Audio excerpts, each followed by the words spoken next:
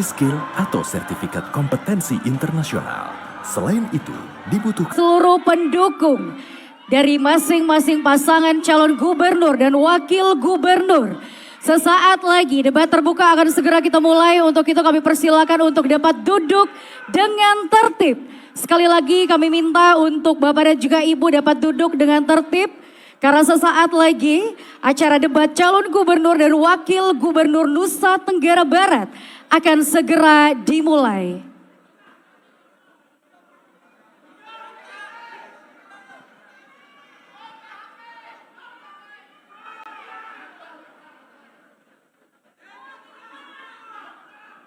Daerah dan kesejahteraan masyarakat NTB bisa kita ikhtiarkan dengan baik. Untuk itu, yuk semua masyarakat NTB kita wujudkan NTB yang maju dan berdaya saing dengan coblos jilbab hijau nomor 1. Terima kasih. Assalamualaikum warahmatullahi wabarakatuh. Baik, terima kasih. Waalaikumsalam warahmatullahi wabarakatuh. Baik, hadirin boleh kita beri semangat yang luar biasa untuk seluruh paslon. Baik hadirin dan pemirsa di rumah, kami akan kembali di segmen berikutnya yang tentu tak kalah sama kami dalam debat publik kedua calon gubernur dan wakil gubernur Nusa Tenggara Barat tahun 2024. Malam hari ini dengan tema debat pengembangan potensi daerah untuk kemajuan Nusa Tenggara Barat. Dan berikut ini kita akan menyimak kembali pendalaman visi dan misi.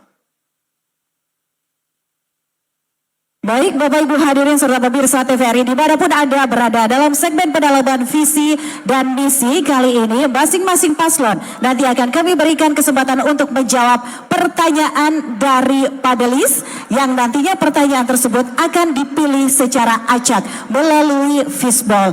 Baik, dan kemudian kita akan berikan kesempatan yang pertama untuk mengambil subtema kepada panelis kita. Kepada yang kami hormati Profesor Dr. Kurniawan SH, anggota panelis untuk mengambil satu buah subtema yang nantinya akan menjadi pertanyaan untuk paslon. Baik, ditunggu sejenak, silakan untuk diambil pertanyaannya. Profesor Dr. Kurniawan SH MHum, silakan ditunjukkan ke TV, ke kamera.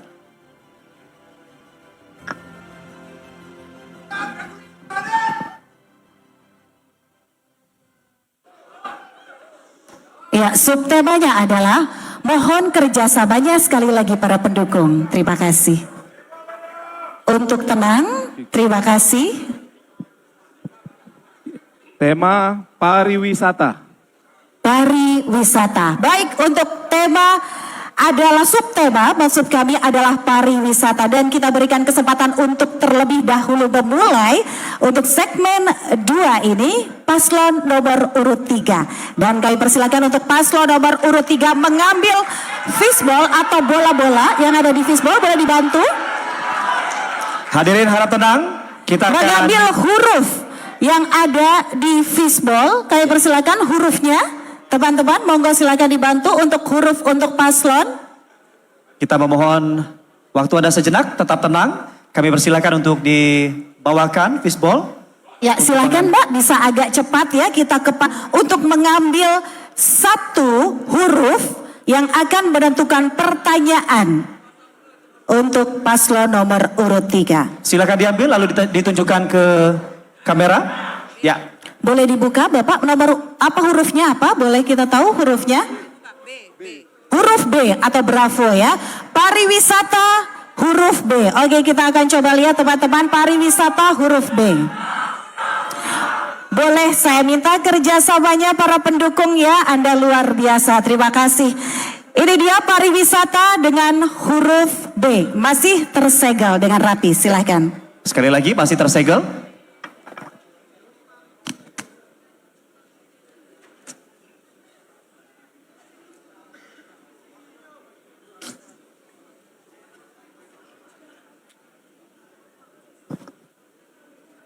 Sudah siap ya, paslon 3.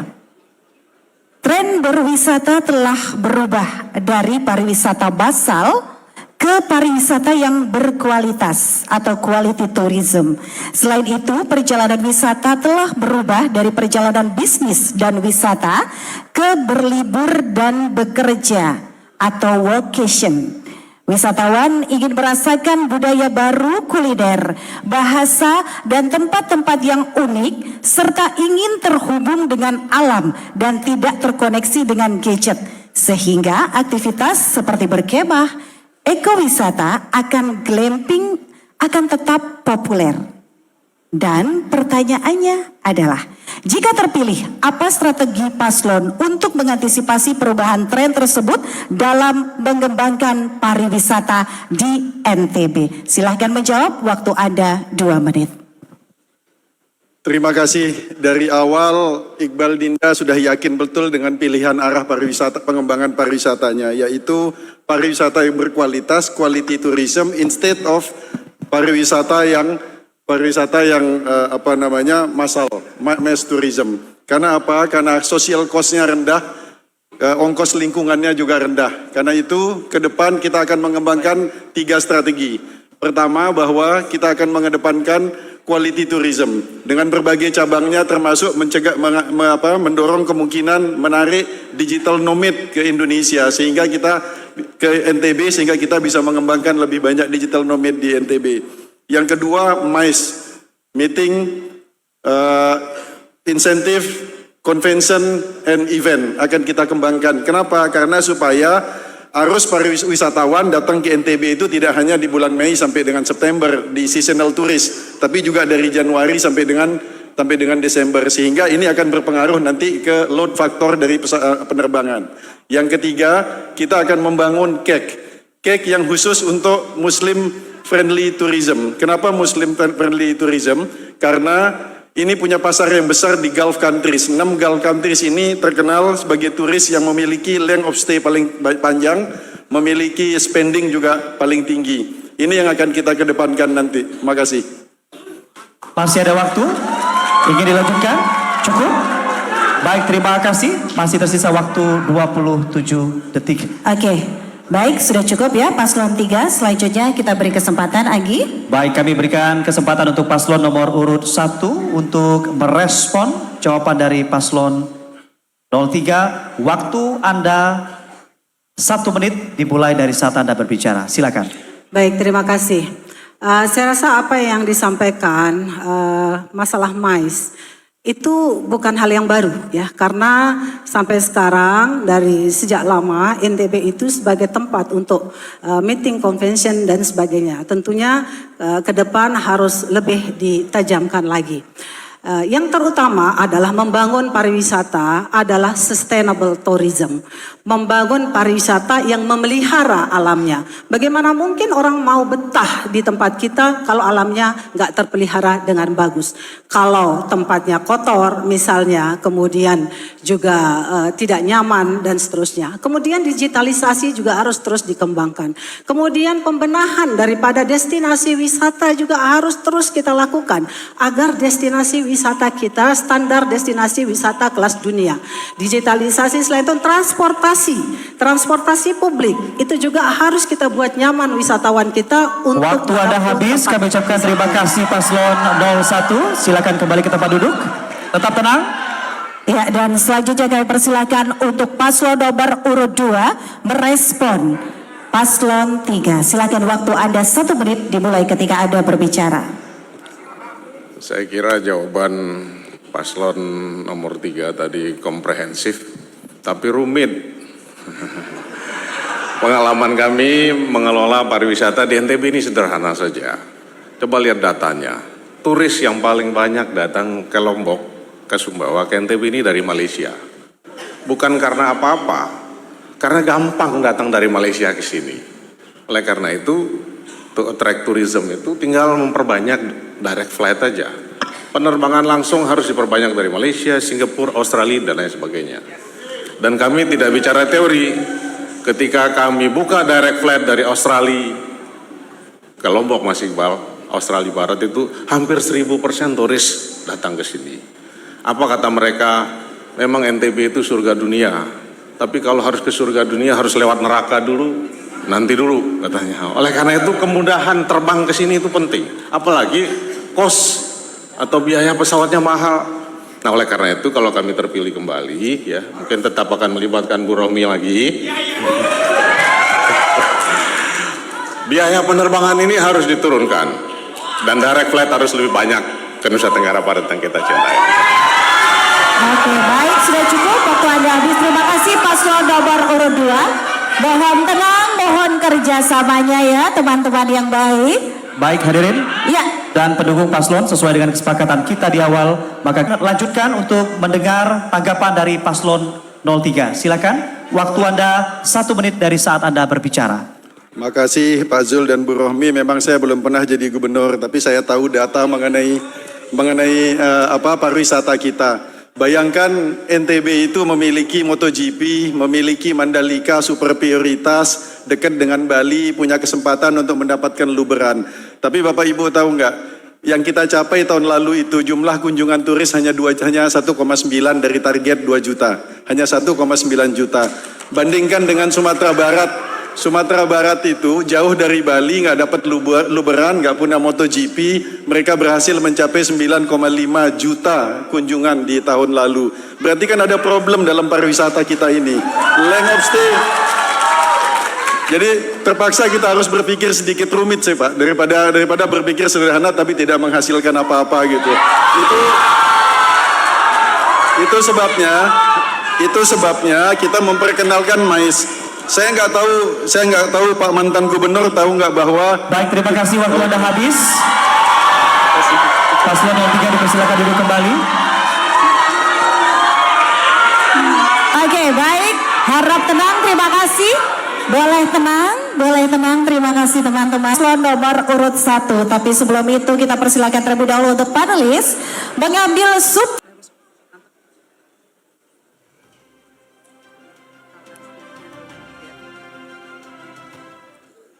Silakan ditujukan ke kamera. Silakan dibacakan. Ya. Ketahanan pangan. Ketahanan pangan. Untuk paslon nomor urut 1 silakan memilih huruf yang akan menjadi pertanyaan untuk paslon nomor urut 1. Silakan. Baik, ini dia, kita akan melihat substansinya apa malam hari ini. Ditujukan ke kamera. C. Oke, hurufnya adalah C. Kita langsung ambil, Anggi. Ketahanan pangan amplop C. Amplop C masih disegel.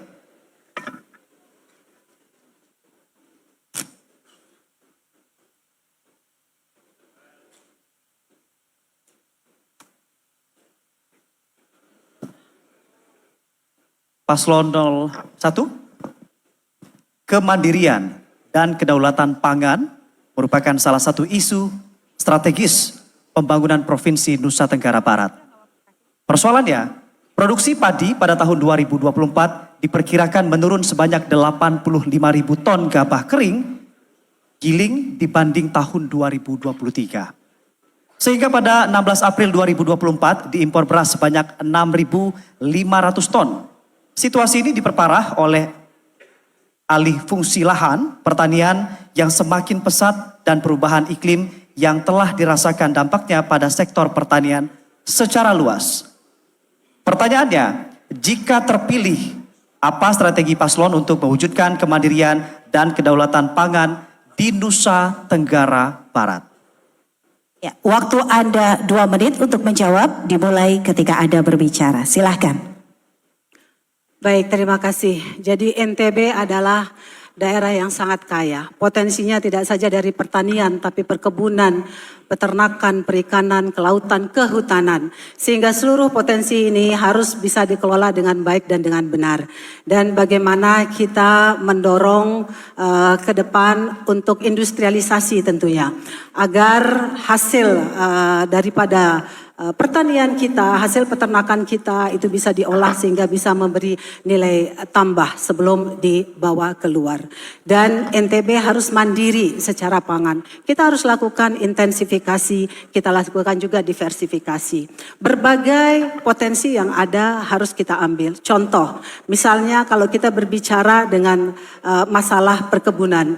Contoh saja alpukat. Sebenarnya daerah Sembalun yang ketinggiannya 1.200 meter itu ada apukat yang namanya apukat khas yang harganya 100.000 lebih per kilo, itu bisa tumbuh dengan baik di situ dibanding dengan apukat yang harganya 8.000 per kilo. Kenapa kita tidak dorong hal-hal yang seperti itu ditanam di dataran tinggi. Begitu juga dengan lahan pertanian kita. Kita harus meyakinkan bahwa lahan pertanian, lahan-lahan kritis itu bisa ditanami agroforestry sehingga lahan-lahan kritis kita tidak nganggur begitu saja, tetapi lahan-lahan kita bisa produktif semuanya. Yang namanya agroforestry ya misalnya seperti cengkeh ditumpangi dengan kopi, coklat dan lain sebagainya. Strategi untuk memproduktifikasi daripada meningkatkan produktivitas daripada lahan kita ini menjadi strategi yang utama, dan kunci dari semuanya adalah tentunya menjaga kesuburan tanah kita dan menjaga lingkungan hidup kita. Terima kasih. Masih ada waktu, sudah cukup Ibu? Baik, terima kasih, waktunya habis. Selanjutnya.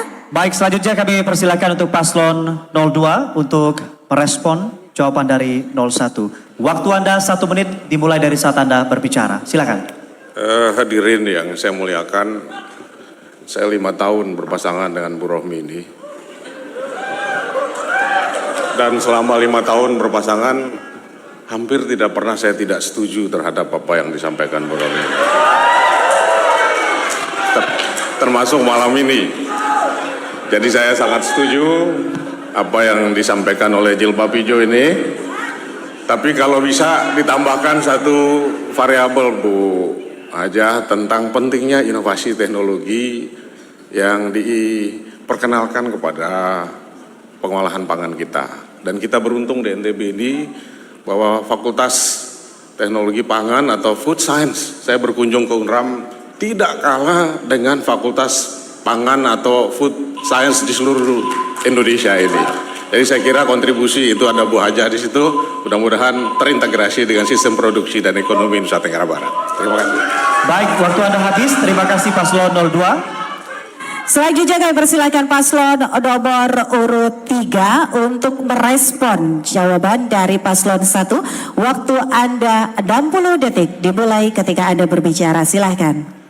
Terima kasih Bu Rohmi. Pada prinsipnya saya setuju dengan hampir semua pandangan Bu Rohmi. Tetapi mengatakan bahwa mandiri secara pangan itu tidak semudah penerapannya. Itu the devil is in the detail gitu. Ketika kita masuk ke detail, di situ setannya muncul gitu. Yang saya khawatir problem utama kita itu adalah di ekosistemnya. Saya tidak melihat bahwa ekosistem pertanian, peternakan, dan kelautan perikanan kita sudah tercipta. Orang disuruh nanam jagung, tapi begitu panen ternyata harga jagungnya turun. Atau disuruh nanam bawang, tetapi harga pupuknya mahal atau bahkan tidak available sama sekali, irigasinya tidak ada.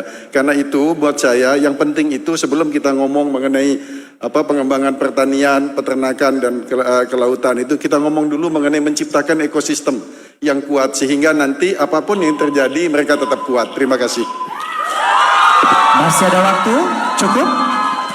Cukup, baik. Terima kasih paslon 03. Berikutnya paslon 01 untuk menanggapi.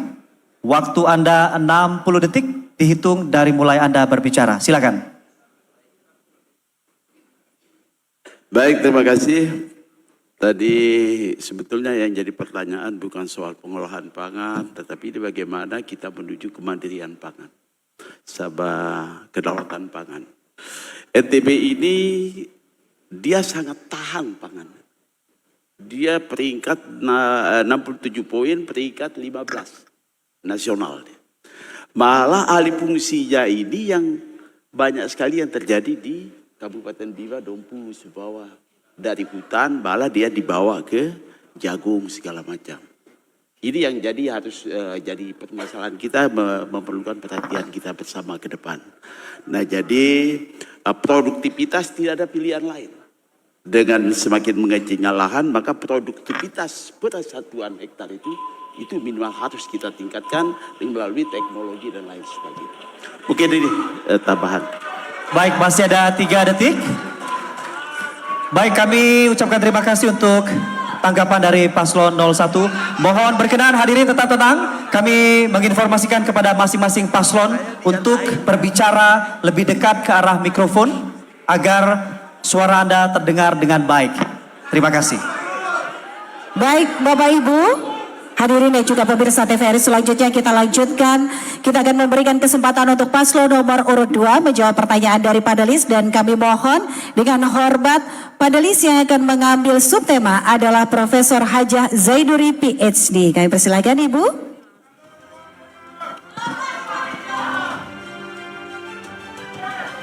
Kita masih menantikan panelis sedang mengambil subtema malam hari ini. Silakan dibacakan dan dilihatkan ke kamera. Pertambangan dan energi. Pertambangan dan energi. Pertambangan dan energi. Selanjutnya paslon nomor urut 2 silahkan untuk mengambil huruf yang akan menentukan pertanyaan pertambangan dan energi. Harap tenang, kami paham dan kami mengapresiasi atas dukungan Anda. C. Oke, C ya, huruf C, pertambangan dan energi. Ya, ini dia huruf C.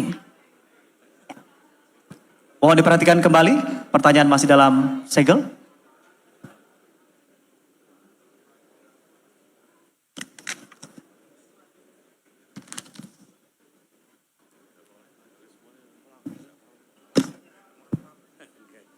Sudah siap ya, paslon 2. Kementerian Energi dan Sumber Daya Mineral (ESDM) telah menetapkan 60 blok wilayah pertambangan rakyat di NTB pada tahun 2022 yang tersebar di Pulau Lombok sebanyak 32 blok dan 28 blok di Pulau Sumbawa. Satu blok WPR luasnya 25 hektar, sehingga luas totalnya adalah 1.469,84 hektar. Hal ini menjadi solusi atas banyaknya area tambang ilegal yang beroperasi, tetapi tidak menjamin hilangnya praktek pertambangan ilegal yang baru. Pertanyaannya, jika terpilih, apa strategi paslon untuk mengoptimalkan 60 blok wilayah pertambangan rakyat atau WPR bagi kesejahteraan rakyat dan mengatasi munculnya praktek-praktek pertambangan ilegal yang baru? Waktu Anda menjawab 2 menit atau 120 detik dimulai ketika Anda berbicara. Silakan. Terima kasih. Memang kita patut bersyukur karena dianugerahi sumber daya alam yang luar biasa. Tapi industri ekstraktif ini butuh capital yang tidak sederhana, butuh penguasaan teknologi yang tidak gampang juga. Oleh karena itu upaya pemerintah membuka pertambangan rakyat menjadi hal yang legal itu adalah salah satu cara untuk mengurangi pertambangan ilegal yang kadang-kadang berbahaya buat lingkungan kita. Nah, bagaimana supaya ini optimal? Karena kunci dari kesinambungan itu adalah technological innovation dan isu tentang lingkungan. Nah, jadi kami punya ekosistem sekarang yang bagus buat pendidikan dan kampus-kampus kita. Kalau dulu tidak ada metalurgi, tidak ada teknik pertambangan, sekarang di hampir semua kampus-kampus besar sudah ada program studi ini. Jadi ke depan mahasiswa-mahasiswi kita tidak hanya berjibaku dengan tambang-tambang besar, tapi dalam praktek kerja lapangannya bisa juga mengunjungi tambang-tambang kecil sehingga ilmu teknologi, metalurgi yang dipelajari di kampus bisa diterapkan. Begitu juga dengan lingkungan. Kadang-kadang orang takut memaknai pertambangan itu karena identik dan merusak lingkungan. Nah, dengan kemajuan ilmu pengetahuan, sekarang banyak mengelola tambang yang sekaligus bisa bersahabat dengan lingkungan. Sekali lagi, kampus-kampus itu lembaga penelitian yang ada di kita bisa kita sinergikan dengan tambang rakyat ini sehingga pada saat yang sama produktivitinya meningkat dengan teknologi dan pada saat yang sama concern terhadap kesehatan lingkungan tetap terpelihara dengan baik. Terima kasih. Masih ada waktu cukup? Baik, kami ucapkan terima kasih untuk jawaban paslon 02. Berikutnya kami persilakan paslon 03 untuk menanggapi jawaban atau merespon jawaban dari paslon 02. Waktu Anda kita tunggu sejenak. Ya, Waktu Anda dihitung 60 detik dimulai dari Anda berbicara. Silakan. Terima kasih. Tadi sudah dijawab dengan komprehensif oleh Bang Zul. Tetapi mungkin sekedar menambahkan, saya lihat ada teknologi sekarang yang disebut small and medium mining facility. Yang itu memang didesain compact untuk typically memang untuk pertambangan rakyat. Sehingga ini mungkin perlu kita jajaki kemungkinan untuk memanfaatkan ini di pertambangan rakyat. Kedua, kita ada PR sih Bang Zul untuk menyelesaikan RT/RW yang terkait dengan pemanfaatan lahan untuk tambang, karena unfortunately memang tambang ini tidak bisa getting along dengan pariwisata, terutama di Pulau Lombok. Untuk pertambangan rakyat nanti akan berbenturan dengan zonasi untuk pariwisata. Makasih. Waktu Anda masih 12 detik. Cukup? Cukup. Baik, ya terima kasih Paslon 03. Selanjutnya kita beri kesempatan untuk Paslon 01 untuk merespon jawaban dari Paslon 02. Waktu Anda 60 detik dimulai ketika Anda berbicara. Silahkan Bapak. Ada 60 blok wilayah pertambangan rakyat. Dan estimasi kami tidak ada satupun yang akan bisa jalan nanti. Karena di seluruh wilayah WPR itu ada penambang ilegal. Oleh karena itu langkah pertama yang harus kita aman, kita bina, atau kita formulasikan. Kita formalkan dulu penambang liar itu. Di era Jokowi sudah pernah ini dilakukan, diformalkan. Kemudian dia disinergikan dengan pemilik izin usaha pertambangan rakyat. Kalau tidak begitu tetap dia akan terjadi bentrok segala macam. Kemudian merkuri sudah harus dicegah, tidak boleh masuk ke wilayah pertambangan rakyat. Karena merkuri ini ada sumber bencana. Kalau itu bebas merkuri, pengolahan dengan perendaman segala macam, itu akan sangat mudah kita lakukan. Terima kasih. Sudah cukup? Baik, terima kasih. Boleh tenang, mohon tenang.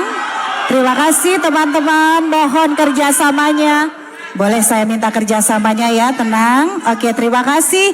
Kita lanjutkan ke Paslon 02 untuk menanggapi respon dari Paslon 01. Waktu Anda 60 detik dimulai ketika Anda berbicara. Silahkan. Respon dari pasangan 03 sangat baik dan saya sangat setuju sekali. Begitu juga Pak Bupati Sumba Barat ini karena banyak tambangnya, jadi sangat mengetahui detail. Tapi memang khusus di Lombok. Di Lombok ini between rock and hard place, ini nggak gampang. Karena di satu sisi kita mengaksentuasi tentang pariwisata, tapi di sisi lain potensi tambang juga banyak. Nah, contoh waktu Abah Hel ini jadi, sorry bos, waktu jadi bupati memang melarang masyarakat Lombok Tengah untuk tidak menambang itu nggak mudah juga kalau kita tidak menyediakan alternatif. Jadi ini butuh waktu sehingga nanti bagaimana pertambangan yang aman terhadap lingkungan, kemudian dengan inovasi teknologi yang baik, mudah-mudahan semuanya akan ada jawabannya. Kira-kira begitu. Cukup Bapak? Baik, terima kasih. Bapak Ibu boleh kita memberikan tepuk tangan yang meriah untuk seluruh paslon. Silakan. Saatnya Anda boleh memberikan tepuk tangan dan dukungan untuk